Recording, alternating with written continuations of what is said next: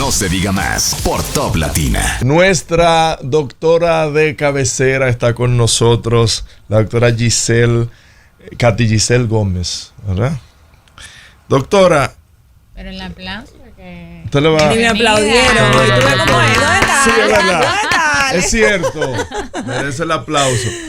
No, lo que pasa es que tenía una pregunta. Te entiendo. Claro, no pude estar aquí la semana pasada que estuviste con nosotros y tenía una pregunta pendiente. Se están dando ciertos casos, por ejemplo, a un policía migratorio está persiguiendo a un posible indocumentado, lo agarran entre varias personas, a ese militar le entran a palazos, luego le quitan el arma y le dan un tiro. Es decir, porque si ya usted tiene a la persona sometida, ¿cuál es la necesidad de darle un tiro? A ese tipo de personas que comete esos actos, ¿se les hace alguna evaluación psiquiátrica? O alguna evaluación Tú dices mental? al de la Armada. No. A los dos individuos. A los dos individuos que están implicados en el caso. Ay, es para Dios. citar un caso Ay, de Dios. alguna agresión. Señores, buenos días. Muy feliz y contenta de estar aquí, compartir con gente que quiero muchísimo. Pero yo quisiera darte muy buenas noticias, como siempre. Pero lastimosamente, tú vives en RD. Sí, no Entonces, en Suiza, como diría. Lamentablemente, aunque existan profesionales que quieran hacer las cosas bien, no se vale con la buena voluntad. De buena voluntad y de buenas intenciones está lleno el infierno solamente, porque eso no es suficiente. Entonces, muchas veces sabemos qué hacer y el dejarlo de hacer es una gran negligencia que estamos acostumbrados el día de hoy. Esta es la era de la negligencia y de mejor ignoro, de la ley del menor esfuerzo. Entonces, imagínate que nosotros estamos viviendo en esta bola en la República Dominicana que nos ha estrellado arriba, que es de la violencia, donde todo el mundo ha normalizado los actos violentos. Aquí se negocia la violencia intrafamiliar, la violencia de género. Esto todo pasa en estrado, en las narices de nosotros. Y son delitos incluso que tiene que perseguir la ley, que no hay que tener un abogado privado para ello. Entonces, ¿tú crees que van a hacer esas evaluaciones? Por favor, nosotros estamos siendo subutilizados, los psiquiatras. Es decir, que nosotros... O el ámbito en la salud mental. El defensor del pueblo, el distinguido Pablo Ulloa, dijo en unas declaraciones que las cárceles son escuelas del crimen. Es decir, nuestras cárceles... No se equivocó. En nuestras cárceles tampoco hay evaluaciones, no hay unas consultas psiquiátricas, no, tampoco. Mira, para mí el tema es No, neurálgico. Yo me quiero ir. No, yo te voy a dar datos, porque yo no hablo porque me dijeron. Es porque yo voy a esos recintos a evaluar de manera privada algunas pericias o informes que tengo que hacer de casos que no tienen nada que ver con el sistema como servidora pública. Y es muy penoso nosotros poder ver cómo está la situación. Yo posteaba el otro día, y tengo que mencionarlo, al ex juez de paz, que sigue siendo juez ahora, el maestro Rafael Báez, que probablemente ustedes lo han oído mencionar, es un gran defensor de los derechos de los privados de libertad. Y resulta ser que cuando voy entrando ese día al recinto de La Victoria, solamente por tener mi uniforme de médico, un scrub cualquiera, que alguien se puede disfrazar también, yo entré como si estuviera llegando a mi casa. ¿En serio? Y yo me paro en la puerta y le digo al joven, y no me vas a preguntar quién soy, cuál es el protocolo para yo entrar. ¿Usted es médico? Me dice. Le digo yo, pero tú no lo sabes. Y si yo estoy disfrazada y estoy entrando un arma de fuego, claro, o estoy entrando cualquier otra cosa a este recinto, tu obligación es no solamente dejarme pasar, tú necesitas tener mi autorización y mi permiso, porque esto es un proceso para yo entrar aquí. O todo el mundo entra igual. Entonces él se paró y me dice, deme su identificación. Correcto. ¿Cuál es el siguiente paso? Le estoy diciendo. Su documento que para... Ok, mira aquí mi permiso. Yo voy a tal lugar. Y no solo eso, cuando entro, mi impacto más grande fue que viene alguien y me dice, no se preocupe que yo la cuido aquí, y saca una chilena. Qué barbaridad. Era un privado de libertad. Y yo di todas esas informaciones. Entonces, ¿qué te digo? Los psiquiatras que existen son menos de un 5%. Cuando tú tienes una cárcel donde hay más de 7,000 privados de libertad. Una sola. Donde lastimosamente, sí, me estoy refiriendo a la Victoria, sí, de manera específica, porque por lo menos las otras están más organizadas, aunque están sobrepobladas, pero evidentemente eso no va con una rehabilitación, una reinserción social. Sí. Solamente el hacinamiento te lleva a tener otras situaciones, y sobre todo en este caso que siempre me quejo, y tampoco me da miedo porque todo el mundo puede ir a visitar esa instancia donde tú tienes un vertedero enfrente. Sí. El olor no te deja ni siquiera realizar el trabajo. Todo ese hacinamiento que trae enfermedades como por ejemplo brotes de tuberculosis y de otras enfermedades. Entonces todo eso es una condición para tú hablarme de reinserción o que las cosas puedan ir bien o que ellos no van a aprender o van a dejar su conducta delictiva. Eso es mentira. Eso no pasa en ningún país porque sí. Tiene una estructura y no tenemos una estructura porque ni siquiera se paga el personal cualificado para ello. Entonces es un tema como que me pica a mí. Y en el caso de estos que se han suscitado en los últimos días, de los casos de violencia de los haitianos que han atacado a los agentes de la policía y los agentes de la milicia, ¿cómo esas personas se analizan en base a ese mismo, como esa misma perfil de victimarios, de ese perfil forense que ustedes utilizan como normalmente para definir cuáles son las características de un criminal? Hay algo que tenemos que tomar muy en cuenta y es que la cultura de ese país es distinta a la nuestra. Ellos no tienen una tendencia, ellos no tienen una tendencia al diálogo. Ellos tienen una estructura violenta para resolver situaciones muy primitiva. Por lo tanto, obviamente no va a ser igual la medida. Fíjate que en muchas ocasiones hay que tomar una contención física para que ellos puedan calmarse, porque ni siquiera entienden. Entre ellos mismos hemos visto de manera histórica que resuelven con armas blancas las situaciones y alguien siempre sale mal en malas condiciones, porque sabemos que violencia trae más violencia. Aunque insistan que ahora quieren meter hasta cosas bíblicas que se han conquistado tierras con la violencia, pero bueno, yo creo que tenemos que avanzar en algunos tiempos y quitar esa parte como nuestra arcaica, que no funciona porque se ha evidenciado que la violencia no funciona. Cuando tú te alteras un policía o alguien de la Armada se altera, un uniformado con un civil, ¿qué sucede? El civil también. Entonces, entiendo. Y ahí puedo sonar un poquito hasta Donald Trump. Ay, padre. Bienvenido. Cada quien debe de estar en su lugar. Nosotros tenemos una constitución que no se respeta. Que no se respeta porque tenemos leyes migratorias. Leyes migratorias que no deben ser violadas. Entonces, cada vez que suceden estos eventos, evidentemente la población que mayor vamos a salir afectados somos nosotros porque somos los que estamos ahí mismo cerca. Entonces, son muchas problemáticas que son lastimosamente intervenciones de Estado. Mi doctora, muchas personas, llegada la Navidad, los ánimos como que están muy encrispados y en alguna parte, en otra parte llega la nostalgia por quizás haber perdido un ser querido. ¿Qué es lo recomendable en medio de tantas emociones que envuelven estas fechas, no solamente de alegría, sino también de recordar, de entrar quizás hasta en depresión? Sí, regularmente en estas fechas llega lo que nosotros le decimos de manera común, esa depresión blanca de nieve, porque se mezclan muchas emociones y estas emociones evidentemente te vuelven un poco más sensible y más vulnerable a tener ciertas situaciones. Ahora bien, es que el ser humano, lastimosamente, está acostumbrado a reaccionar según sus emociones. Se ha ido condicionando con el tiempo y evidentemente eso nos hace muchísimo daño. Nadie quiere pensar, señores, y pensar es gratis.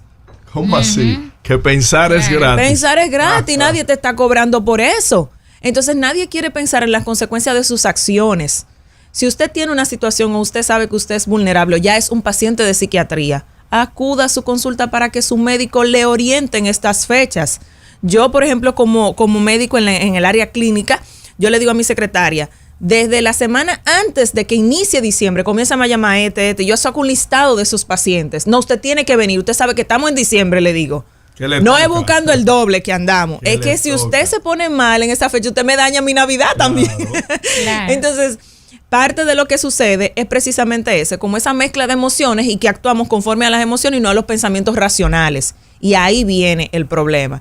Entonces, no tenemos tampoco una cultura de cuidar nuestra salud mental. Es decir, que propia que pensamos poco, actuamos más con el instinto natural más que con la razón. El primitivo, evidentemente, que es el que reacciona, y además estamos acostumbrados a eso. Fíjate que si alguien te insulta, tú insultas para atrás. Tú no estás pensando que el otro está diciéndote lo que te dice porque se está proyectando. Simple y llanamente. A veces la gente te da insultos que tienen que ver con sus propias características, con sus conflictos personales, pero tú lo tomas para ti. Eso fue a mí, ¿por qué a mí?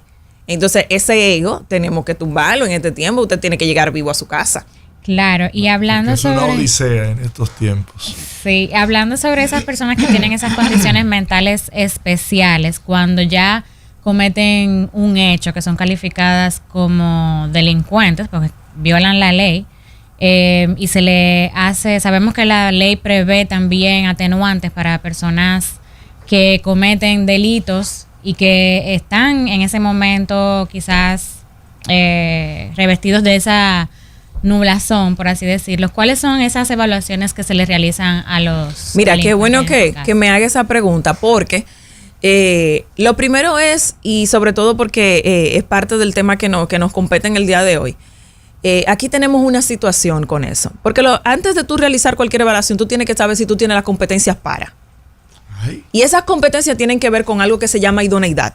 Yo hablo mucho de idoneidad y sobre todo porque como he tenido la oportunidad de trabajar fuera de nuestro país como perito experto, eso te lo exigen. Eso no es de que tú te vas a inventar que yo soy experto en esto y que ya a mí me nombraron en esta institución y yo soy forense, o yo me volví arquitecto porque trabajo en una empresa que trabaja arquitectura. No, señores, las cosas no funcionan así. Eso es aquí en RD que pasa. Para tú trabajar este tipo de cosas que nosotros hacemos los psiquiatras forenses, tú tienes que tener una idoneidad. Y la idoneidad tiene dos partes importantes. Número uno, o usted está titulado, usted tiene que tener su título de carrera, de preparación académica, que lo avale a usted para usted ejercer esa función. O número dos, en el caso de que en ese país no exista la especialización, tú tienes que tener un reconocimiento público. Antes de yo tener mi título, por ejemplo, académico en psiquiatría legal y forense, todos ustedes sabían que yo hacía eso, ¿cierto? Claro. Pero no que yo lo hacía porque yo estaba en la institución donde trabajaba, sino porque ya había tenido entrenamiento previo, conocía bien la materia, comencé a hacer las prácticas conforme a mi conocimiento y eso me dio una credibilidad, una fe. Pero ¿qué sucede en la República Dominicana? Ya tenemos la especialidad, entonces ¿por qué hay otro tipo de profesional realizando ese tipo de evaluaciones que tú dices? Porque ahora resulta que la mayoría de los mencióname 5 por lo supuestos criminales... ¿Cuáles son las profesiones o las profesiones que se están dedicando a hacer ese trabajo? Por ejemplo, tenemos algunos, para seguirte la idea de continuar ahí, tenemos gente que ahora son criminales y de todo tienen una enfermedad mental. Pero ¿quién dijo eso? Si las estadísticas, nosotros trabajamos con números. ¿Quién ha dicho eso? Que porque tú cometes un crimen, entonces tú tienes una condición mental. Eso es incierto. Eso no aparece en ningún estudio, ni nacional ni internacional, porque la única que ha hecho el estudio nacional lo hice yo. Y eso no es real. Entonces, los abogados ¿quiénes son los que realizan ese tipo de informes? Un informe pericial psiquiátrico, un informe pericial psicológico forense. Oigan el apellido, tiene que tener ese apellido. Tú no caes por default, como yo siempre digo. Tú tienes que tener una idoneidad. Entonces esas son las personas competentes, pero va a depender del tipo de caso que sea, porque si la persona en psicología forense se detecta que tiene una psicopatología clínica que ha intervenido con ese proceso legal, pues entonces le toca al psiquiatra forense, porque soy yo que trato la enfermedad, el médico soy yo, no el psicólogo. Pero lastimosamente en la República Dominicana o es ignorancia o es comodidad o es llámele como le quieran llamar, los que son del sistema jurídico, a ellos es que les compete pedir eso. No espere, si usted no tiene idoneidad, ¿dónde usted se graduó? ¿Cuál es su experiencia? ¿Cuántos casos usted tiene? Son las preguntas clásicas que me hacen en un tribunal. Ah, no, pero si yo tengo 10 años, he trabajado casi 1000 casos. ¿Cuánto usted ha trabajado de violencia de género? Tanto. ¿Cuánto usted ha trabajado de interdicción? Tanto. Pero aquí cualquiera te hace una evaluación para interdicción. Eso es un proceso jurídico. La interdicción, para la gente que no saben lo que es eso, son aquellas personas mayores. Cuando te preguntan en el tribunal. Estoy acostumbrada internacionalmente, porque le llamamos idoneidad, perdónenme. Pero es cierto, es así, querida amiga. Lo hacen en la audiencia pública, le acreditan cuando usted se sienta en esa silla a dar su testimonio de su evaluación o lo que sea, le acreditan primero. Pero me gusta más fuera, y te voy a decir por qué. Por ponerte un país, la gente se va a reír cuando yo diga este país porque saben que lo amo, es Panamá. No, Panamá es un sitio totalmente diferente en ese sentido. Es muy organizado y siguen sus normas. Eso es lo que más me gusta. Si yo voy a trabajar en tribunal, antes y previo a llegar a un tribunal, yo tengo que notariar toda mi documentación y que ellos verifiquen en esa área que ellos tienen específica si esos documentos realmente son reales. Aquí usted no se para y dice, yo soy una neuro no sé quién. Ay. No, eso no es así. ¿De dónde usted sacó eso? ¿Por qué usted dice que usted es eso? ¿Dónde está el título de eso? Entonces, fíjense la diferencia. Aquí no se averigua. Claro, hay gente que ya tiene credibilidad y si obviamente tú entraste a una institución, por lo menos tú tienes que tener tu título. Tener una buena dicción, hablar bonito, no quiere decir que tú estás acreditado para algo. Mira, ni siquiera hablar bonito, porque aquí hablamos bonito. El problema es cuando tú le dices palabras rebuscadas a personas ignorantes que no leen, que no tienen muchos conocimientos, y entonces tú impactas. Porque yo puedo comenzar a decir palabras bonitas y van a decir que yo soy la genio. Y no es real, estoy diciéndote muchos disparates juntos. Claro. Cosas que no tienen una congruencia, que no tienen un mensaje concreto. Y eso fue la que la gente no se fijó en muchas ocasiones. Entonces no solamente estamos hablando de que no tienen idoneidad, sino que también hay intrusismo. Y todo eso es penado por la ley. ¿Quién está vigilando todo eso? ¿Por qué un psiquiatra forense tenemos en la República Dominicana? Primera promoción, doctor Lenín Núñez, doctora María Virginia González, nuestros primeros psiquiatras forenses graduados nacional en la República Dominicana. ¿Qué año? Eso fue en el 2022. Okay. 2021. 2022 se graduó la doctora Reynoso, Angie Reynoso. Y este año reciente se nos graduaron Melissa Mercedes y Ramón Peña. Ya esos son lo que hay. Sí, ya. Esos son lo que hay. ¿Una especialidad de 2 o 3 personas? Porque la acabamos de empezar. Se empezó esta especialidad en el 2020. Fue que pudimos lograr, pues, acreditar con la Universidad Autónoma de Santo Domingo. Incluso estamos en el proceso con la MESI, que aunque la tiene, ya solamente falta el último paso para que los muchachos puedan hacer una legalización de ese título. Estamos todos a la espera, por así decirlo, de ese último paso. Pero tú tienes un profesional que pasó 2 años especializándose. Entonces, ¿por qué razón ellos no son los que realizan las evaluaciones de estas personas que dicen tener una condición mental y un conflicto con la ley? Si eso está estimado en nuestro Código Procesal Penal. Katy, te preguntaba, a raíz de tus declaraciones, de si los abogados, ya sea de la defensa o acusador, son los que más se aprovechan y utilizan el que personas no cualificadas estén dando partes cual si fueran, en intrusismo, porque no lo son. Mira, te voy a dar una respuesta basada en mi experiencia, porque obviamente me gusta mucho hablar cuando tenemos cifras para eso. Evidentemente, si te conviene lo que dice ese informe y tú sabes que esa persona no está cualificada, tú lo vas a presentar. El juez no tiene por qué conocer esta materia, porque precisamente por eso somos peritos expertos. El experto lo que hace es que le da esa luz al tribunal, arroja como todos esos conocimientos para que se pueda edificar. Y si tú no tienes un experto y el experto te dice, sí, eso es una esquizofrenia porque mire, tenía esto y esto y esto, tú no vas a googlear en ese momento, déjame ver si es verdad lo que la doctora, que se supone está cualificada, o el doctor, yo lo voy a cuestionar, ¿me explico? No sucede así. Ahora, cuando tú tienes una buena defensa técnica, voy a mencionar a uno de mis amigos que quiero mucho porque para mí es un tigre en el ámbito profesional, que es Hoppelman. Ah, sí, José Martínez. Nosotros lo tuvimos en el simulacro que se llama Tribunal Forense, y a mí me encantó su participación. Yo tenía más fiscales, tenía jueces de verdad que trabajan eso, trabajando con mis estudiantes, haciendo un simulacro. Y recuerdo que él me dijo, ¿tú quieres ver cómo yo doblo a tu perito? Yo le dije, dale para allá. Él estaba en la parte de la defensa y entonces se fue para la parte acusatoria. Y me encantó cómo tornó totalmente al contrario toda la declaración del perito. No, responda sí o no. Entonces eso lo da la experiencia y el conocimiento previo. Cuando tú vas a un tribunal, tú no puedes ir a inventar. Se supone que tú vas a probar. Eso es un estándar probatorio y eso está, obviamente, pues estimado dentro de los principios del derecho. Entonces, ¿qué sucede? Un abogado tigre que sabe de dónde se graduaría esta, vamos a buscarle el pedigrí. Lo primero que hace es desacreditarte en el tribunal. Pero los jueces, es una técnica. Los jueces o el tribunal no debería tener un sedazo para validar previo a poner una persona a declarar. Bueno, es que cuando tú eres servidor público, tú tienes lo que se llama la buena fe. Por eso es que es tan difícil a veces procesar a un funcionario. Porque se supone que tú estás en esa posición y no es para hacer daño, es para servir. ¿Entiendes? ¿Qué es lo que hace diferente en otros países? Que te lo cuestionan.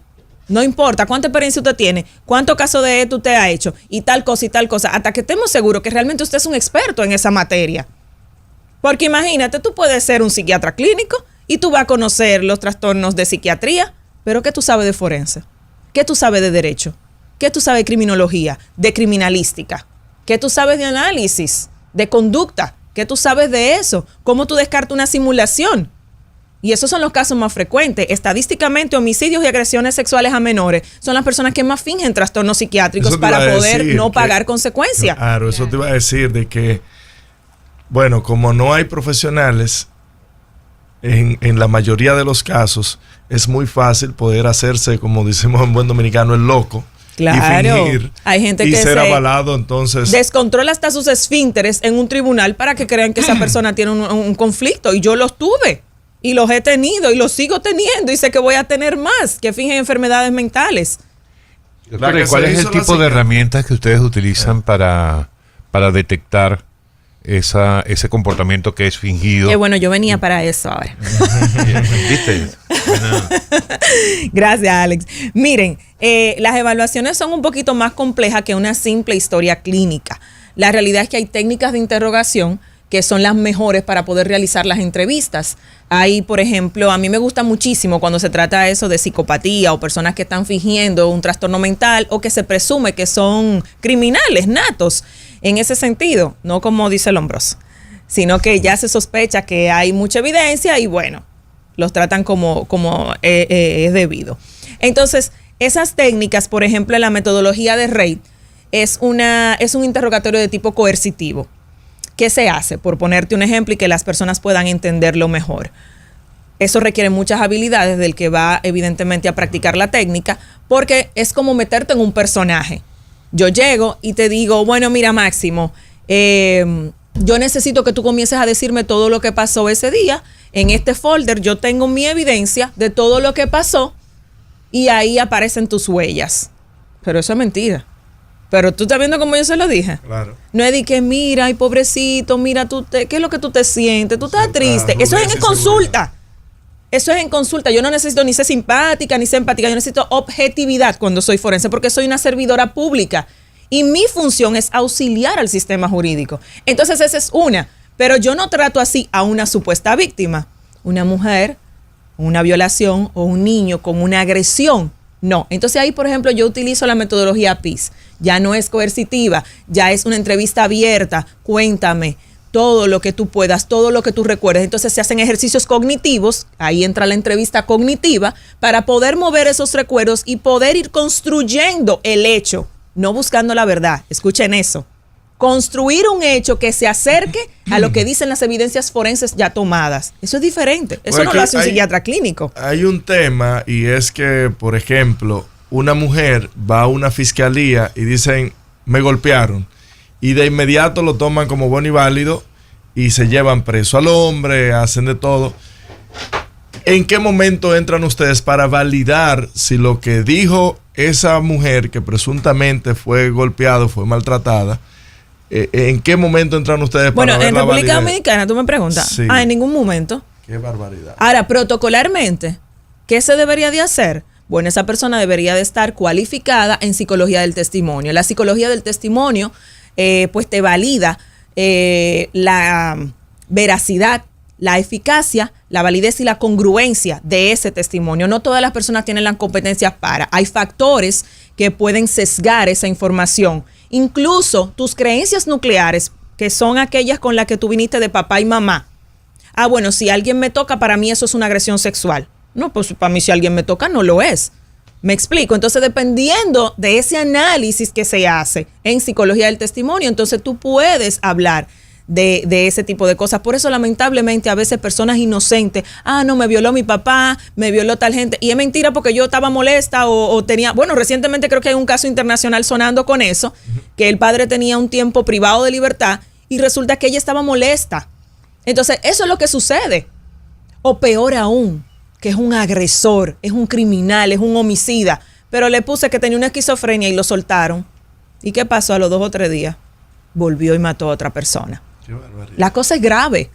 Entonces, no porque usted no quiera pagarle al personal cualificado, es que eso es un derecho.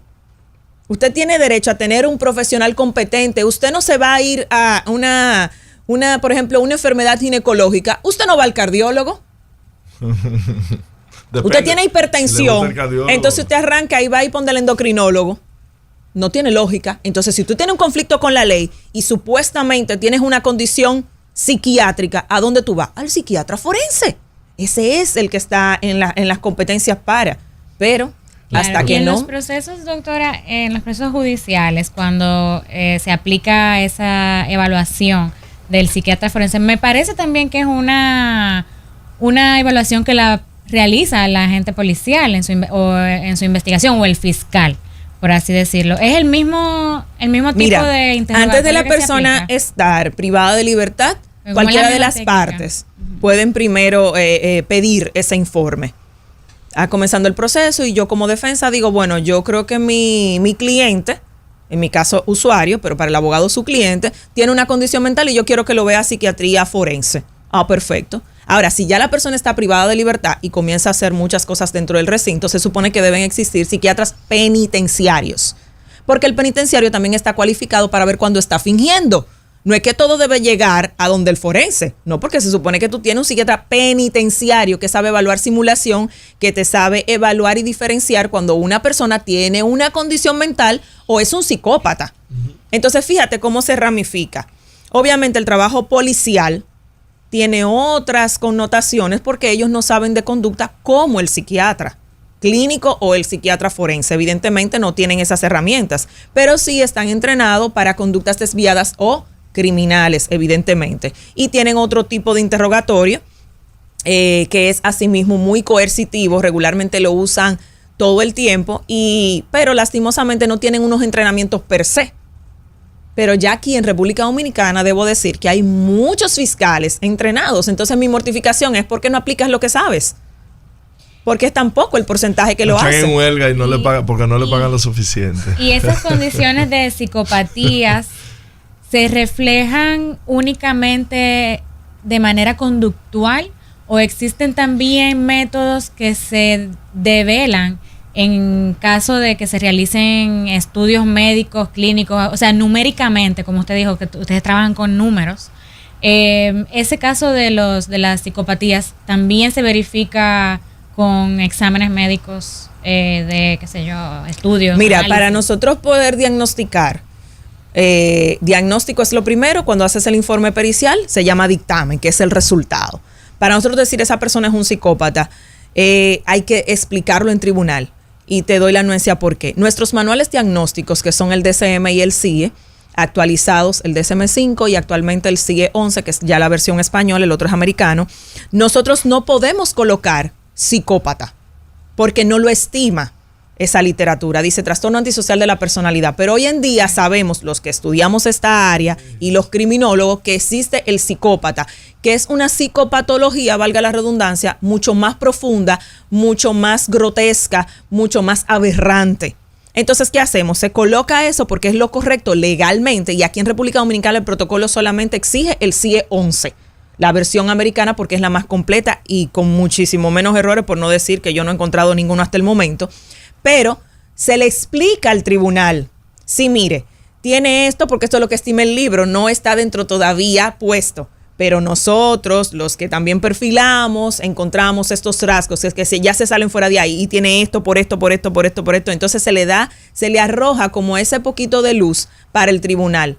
Pero ¿qué es importante? Señores, el psicópata no solamente mata y agrede sexualmente. El psicópata también se puede ver en corrupción. Entonces hay que tener eso en cuenta, de que son conductas psicopáticas. Hay psicópatas, lo que le llaman los psicópatas adaptados también, que pueden estar dentro de nosotros igual. En cabina. Y ejercen muchísimas conductas. ¿Qué es un psicópata? Ay, Dios mío, uno de mis temas preferidos. Señores, los psicópatas pues tienen ciertos rasgos de personalidad pues que persisten con el tiempo. Actualmente se sabe que hay una gran discusión entre si es el ambiente o si realmente eso viene de manera genética. Yo soy más partidaria a que hay componentes genéticos, ya que sabemos que hay muchas áreas del cerebro que no tienen la misma morfología y no funcionan igual en conjunto. Entonces, esta persona psicopática tiene pues alteraciones cognitivas, tiene una interpretación en su pensamiento donde trabaja a través de sus propias normas y reglas. Yo no respeto la norma de ustedes, yo respeto la mía. Es egocéntrico, tiene una visión muy limitada en cuanto a la empatía con los demás, y en muchas ocasiones, dependiendo del grado de psicopatía, y ahí voy a las evaluaciones, lo que tú me preguntabas anteriormente, nos vamos a dar cuenta que son desinhibidos, que pueden ser impulsivos, que pueden ser adaptados. Entonces nosotros para eso obviamente realizamos una de las evaluaciones que nos las dejó porque ya falleció esa estrella, Robert Hare. Michael Stone fue que murió recientemente, que nos dejó la escala de la maldad. Claro, y entonces buenísima, yo la usaba mucho. Y también tenemos las pruebas de Robert Hare, que son las de psicopatía. Ahí nos va a dar los diferentes grados. A veces el adaptado no sale ahí. Pero ¿qué es lo bueno en el caso de la perfilación? Porque esto se usa en perfilado. Los perfiladores, ¿qué hacemos? Es un análisis de la conducta, el contexto, porque una sola prueba tampoco te da un estándar probatorio. Y eso es otra diferencia en nuestras evaluaciones. Tú no puedes llegar con una historia clínica. Está bien, tú llegaste con una historia clínica, pero yo llego con historia clínica, entrevista, escalas y todo lo demás. Entonces ahí mi nivel sube. Tenemos que irnos, doctora, porque se nos fue el tiempo, pero rapidito. ¿Siempre es identificable el psicópata? Claro que sí, si lo hace un profesional, sí. Y si lo hace uno común, o sea, uno puede estar conviviendo con un psicópata sin saberlo. Sin saberlo. Hay muchas personas que lo son. Durmiendo con el enemigo. El adaptado, entonces, es esa persona que se camuflajea entre... Exactamente. Doctora, muchas gracias por estar con nosotros. Feliz de estar con ustedes. Como siempre, interesante. ¿Cómo que dices tú? Nuestra psiquiatra de cabecera. Psiquiatra forense, Katy Giselle Gómez, con nosotros en No Se Diga Más a través de Top Latino. No Se Diga Más por Top Latina.